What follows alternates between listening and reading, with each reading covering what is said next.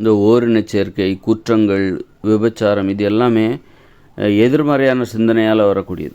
அதாவது பெரியவங்க இதெல்லாம் அதாவது பெரும்பாலும் மக்கள் எதை உண்மைன்னு ஒத்துக்கிறாங்களோ அதுக்கு எதிராக சிந்திக்கிறது. இதெல்லாம் தப்பு, இதெல்லாம் திருடக்கூடாது அப்படின்னா ஏன் திருடக்கூடாது, நான் திருடுவேன். திருடக்கூடாது அப்படின்னா திருடக்கூடாது அப்படின்னு ஒத்துக்காமல் நான் திருடத்தான் செய்வேன். அதுக்கு எதிராகவே யோசிக்கிற பெரும்பாலான மக்கள் என்ன சொல்கிறாங்களோ அதுக்கு எதிராக யோசிக்கிறது தான் எதிர்மறையான சிந்தனை. பெரும்பாலான மக்கள் என்ன பண்ணுறாங்க, ஒரு ஆணும் பெண்ணும் தான் உடலுறவு வச்சுக்கணும் அப்படின்றாங்க. அப்படியெல்லாம் கிடையாது. ஆணும் வச்சுக்கலாம், பெண்ணும் வச்சுக்கலாம், ஓரின சேர்க்கை சரியானது தான். ஒரு எதிராகவே யோசிக்கிறது. பெரும்பாலான மக்கள் என்ன சொல்கிறாங்களோ அதுக்கு எதிராகவே யோசிக்கிறது. அதுதான் இந்த எதிர்மறையான சிந்தனையோட விளைவு தான் இந்த ஓரின சேர்க்கை, விபச்சாரம். இப்போ விபச்சாரம் தப்புன்னு பெரும்பாலான மக்கள் சொல்லுவாங்க. அது ஏன் தப்பு, அதெல்லாம் சரிதான், அது என்னுடைய விருப்பம் அப்படின்னு சொல்லிட்டு போகிறது. அதுமாதிரி திருடக்கூடாது அப்படின்னா திருடுவேன், நான் திருடுறதுக்கு இந்த நாடு தான் காரணம் அப்படின்னு சொல்லிட்டு பெரும்பாலான மக்கள் திருடக்கூடாது, திருடுறதுக்கு ஆதரவு இல்லை அப்படிங்கும்போது அதுக்கு எதிராக யோசிக்கிறது. குற்றங்கள்லாம் அப்படி தான். இப்போது அப்படி பார்க்கும்போது எதிர்மறையான சிந்தனையோட விளைவு தான் விபச்சாரம், ஓரின சேர்க்கை, குற்றங்கள் எல்லாத்துக்கும் காரணமாக இருக்குது. அதனால் எதிர்மறையான சிந்தனை என்பது அது ஒரு வீரம்னு நினச்சிக்கிறது. அப்படிலாம் இல்லாமல் பெரும்பாலான மக்கள் எதை உண்மைன்னு சொல்கிறாங்களோ அதை அப்படியே ஏற்றுக்கணுங்கிற அவசியம் கிடையாது. அதை ஆராய்ந்து பார்த்து அதை உண்மையாக இருந்தால் அதை நம்ம ஏற்றுக்கிட்டாது. அப்போ தான் இந்த மாதிரி விளைவுகளை எதிர்மறையாகவே சிந்திச்சு கடைசியில் இந்த மாதிரி ஆகிடும். குற்றங்கள் செய்ய தோணும், ஓரின சேர்க்கை, விபச்சாரம் இது போன்ற ஒரு இயற்கைக்கு முரணான ஒரு வாழ்க்கைக்குள்ளே நம்ம போக வேண்டிய அவசியம் வந்துடும். அதனால் எதிர்மறையாக சிந்திக்கக்கூடாது. அது மாதிரி திருமணம் செய்து கொண்டு வாழ வேண்டும் அப்படின்னா அது பெரும்பாலான மக்கள் அப்படி தான் சொல்கிறாங்க, அப்படி தான் வாழ்கிறாங்க. இல்லை அதெல்லாம் கிடையாது, நான் திருமணம் செய்யாமல் வாழலாம், தனியாகவே வாழலாம், திருமணம் செய்து தான் வாழணுங்கிற அவசியம் இல்லை, திருமணம் உறவுக்கு மேலே நம்பிக்கை இல்லை அப்படின்னு பெரும்பாலான மக்கள் என்ன சொல்கிறாங்களோ, எப்படி வாழ்கிறாங்களோ அதுக்கு எதிராக சிந்திக்கிறது. அதுக்கு எதிராக சிந்திக்கிறது தான் சரியானது அல்லது தைரியமானது, நம்ம வித்தியாசமாக யோசிக்கிறோம் அப்படின்னு அவங்க நினைக்கிறாங்க. அதனால் அப்படி பண்ணுறதுனால தான் இப்போ திருமண உறவுனா எனக்கு நம்பிக்கை கிடையாது, தனித்தனியாக குழந்தை பெற்றுக்கிட்டு தனியாக வாழ்வாங்க. ஒரு கணவன் முறைப்படி கல்யாணம் பண்ணிக்காமல் குழந்தை பெற்றுக்கிறதுக்காக ஒரு ஆணோடு உடலுறவு வைத்து கொண்டு அப்படி தனியாகவே வாழ்வாங்க. எல்லாமே எதிர்மறையான சிந்தனை தான், இயற்கைக்கு முரணாக யோசிப்பது. இப்போ நம்ம பார்த்திங்கன்னா இந்த இயந்திர அறிவியல் உலகம் கூட அப்படி தான். நம்ம குடிசையில் வசிக்கணும், காடுகளில் வசிக்க வேண்டும், இயற்கையோடு இணைந்து வாழ வேண்டும், அப்படி தான் வசிக்கணும். ஆனால் நம்ம என்ன பண்ணுறோம், அதற்கு எதிராக யோசிக்கிறோம். காடுகளெல்லாம் வசிக்க மாட்டோம், நாங்களே ஒரு உலகத்தை உருவாக்குவோம், விண்வெளிக்கு போவோம். விண்வெளிக்கெலாம் போக வேண்டிய அவசியம் கிடையாது. மகிழ்ச்சியாக வாழ்வது தான் மனித உயிர்களின் நோக்கம்.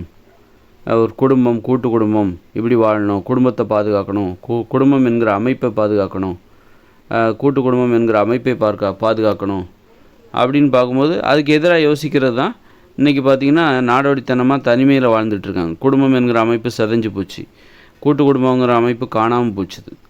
அதுக்கு எதிராக யோசிக்கிறாங்க. அது மாதிரி அந்த எதிர்மறையான சிந்தனை தான் அதோட. அப்புறம் பார்த்திங்கன்னா இந்த உடம்பை ஆரோக்கியமாக பார்த்துக்கணும்ப்பா, உடம்பு ரொம்ப முக்கியமானது அப்படின்னா அதுக்கு எதிராக யோசிக்கிறது. உடலுக்கு நோயை தருகிற உணவுகளை சாப்பிட்றது.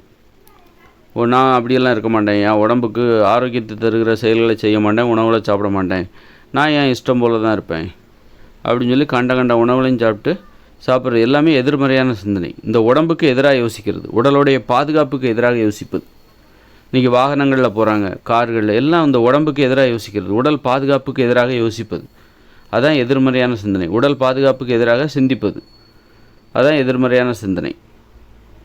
வாகனங்களில் போகணும், கார் வாங்கணும், அது வாங்கணும், இது வாங்கணும், கார் வாங்கணும், அது வாங்கணும், இது வாங்கணும்னு யோசிக்கிறது. பார்த்தா அப்புறம் கார் ஆக்சிடெண்ட் ஆகி பல லட்சம் பேர் வருஷத்துக்கு சாகுறாங்க. எதிர்மறையான சிந்தனை. நடந்து போகணும், அதுதான் இயற்கையானது, நடக்கணும், ஓடுங்க, அதுக்கு தான் என் கால் கொடுத்துருக்காங்க, கால்கள் அதுக்காக தான் கொடுத்துருக்காங்க, அதெல்லாம் இல்லை, நாங்கள் காரில் தான் போவோம் அப்படின்னு இது இயற்கை என்ன சொல்லுதோ அதுக்கு எதிராக யோசிக்கிறது. அதை இந்த இயந்திர அறிவியல் உலகமே ஒரு எதிர்மறையான சிந்தனையால் உருவான. அதனால தான் இவ்வளோ அழிவுகள், இவ்வளோ ஆபத்துகள், இவ்வளோ நோய்கள், விபத்துகள், குற்றங்கள். இங்கே ஏன்னா அதுக்கு காரணம் எதிர்மறையான சிந்தனை. அப்போது ஒரு எதிர்மறையாக யோசிக்காமல் இந்த இயற்கைக்கு சாதகமாக யோசிக்கணும். யோசிக்கும்போது மனித வாழ்க்கை பாதுகாப்பாக மாறிவிடும். இயற்கையோடு இணைந்து வாழ வேண்டும். ஒரு செயற்கையான ஒரு வாழ்க்கை வாழக்கூடாது. இயற்கையோடு இணைந்து குடிசைகளில், காடுகளில் வாழ வேண்டும். குடும்பமாக, உறவு முறையை உறவுமுறையை பாதுகாத்து குடும்பங்கிற அமைப்பை பாதுகாக்கணும். இந்த மாதிரி வாழும்போது உடலை பாதுகாக்கணும், உடலை நோய்களிலிருந்து பாதுகாக்க வேண்டும். அப்படி வாழணும். நேர்மறையாக சிந்திக்கிறது ரொம்ப கஷ்டம். இப்போ உடம்பை வந்து நோய் இல்லாமல் பார்த்துக்கணும் அப்படின்னா நம்ம வந்து நல்ல உணவுகளை சாப்பிட்ணும். காய்கறிகள் பழங்களை தான் சாப்பிட்ணும். கீரைகள் கிழங்குகளை பயிர்கள் பருப்பு வகைகளை சாப்பிட்ணும். அது ரொம்ப கஷ்டமான விஷயம். உடம்பை நல்லபடியாக பார்த்துக்கிறது ரொம்ப கஷ்டமான விஷயம். நேர்மறையாக சிந்திக்கிறது ரொம்ப கஷ்டமான விஷயம். கண்ட உணவெல்லாம் சாப்பிட்றது ரொம்ப ஈஸி. எதிர்மறையான சிந்தனை அது. மாமிசம் சாப்பிடக்கூடாதுன்னா அதை சாப்பிடுவது. மாமிசம் என்பது மனித உணவு கிடையாது அப்படின்னு சொல்லி, இல்லை அதெல்லாம் நாங்கள் சாப்பிடுவோம், ஒன்றும் ஆகாது அப்படின்னு சாப்பிட்றது. இப்போ மாமிசம் சாப்பிட்றது ஈஸி. அதாவது எதிர்மறையான சிந்தனை தான் மாமிசம் சாப்பிடுவதற்கு காரணமாக இருக்குது. அப்போ அது மாமிசத்தை சாப்பிட்றது ஈஸி. ஆனால் மாமிசத்தை சாப்பிடாமல் காய்கறிகள் பழங்களை மட்டுமே சாப்பிடுவது, கீரைகள் கிழங்குகளை மட்டுமே சாப்பிடுவது, பயிர்கள் பருப்புகள் கடலைகள் காளான் இதை மட்டுமே சாப்பிட்றது நேர்மறையான சிந்தனை. நேர்மறையான சிந்தனை என்பது ரொம்ப கஷ்டமானது. ஒழுக்கம் கட்டுப்பாடு இதெல்லாம் நேர்மறையான சிந்தனை. நான் ஒழுக்கமாக இருக்க மாட்டேன், கட்டுப்பாடாக இருக்க மாட்டேன் அப்படின்னு சொல்கிறது எல்லாமே எதிர்மறையான சிந்தனை. எதிர்மறையான சிந்தனை என்பது அழிவை தரும். கட்டுப்பாடு ஒழுக்கம் என்பது கஷ்டமான வாழ்க்கை, ஆனால் பாதுகாப்பை தரும். ஒரு நல்ல விஷயம் கண்டிப்பாக கஷ்டமாக தான் இருக்கும்.